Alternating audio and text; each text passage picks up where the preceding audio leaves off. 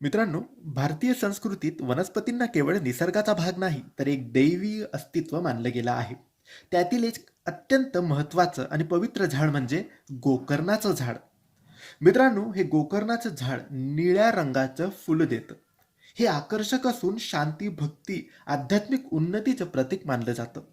गोकर्णाचं झाड जर तुमच्या घरात, अंगणात किंवा देवघराजवळ असेल, तर असे अनेक सकारात्मक बदल आपल्याला जाणवायला लागतात. याची फुलं रोज देवाला वाहिल्यास मनशांती, एकाग्रता आणि घरातील तणाव दूर होण्यास मदत होते. या झाडाला धार्मिक दृष्टिकोनातून देखील खूप महत्त्व आहे. विष्णू, लक्ष्मी, शंकर, विशेषतः शनिदेव यांना गोकर्णाचे फूल अत्यंत प्रिय मानलं जातं. मित्रांनो, शास्त्रात म्हटलं आहे की गोकर्णाचं फूल हे नकारात्मक ऊर्जा नष्ट करतं. ज्या घरात रोज या झाडाची फुलं उमलतात त्या घरात दैवीय ऊर्जा वास करते. अडचणींमध्ये अडकलेली कामं पूर्ण होऊ लागतात, मनात नकोसे विचार कमी होतात आणि ईश्वरावरचा विश्वास अधिक दृढ होतो. विशेषतः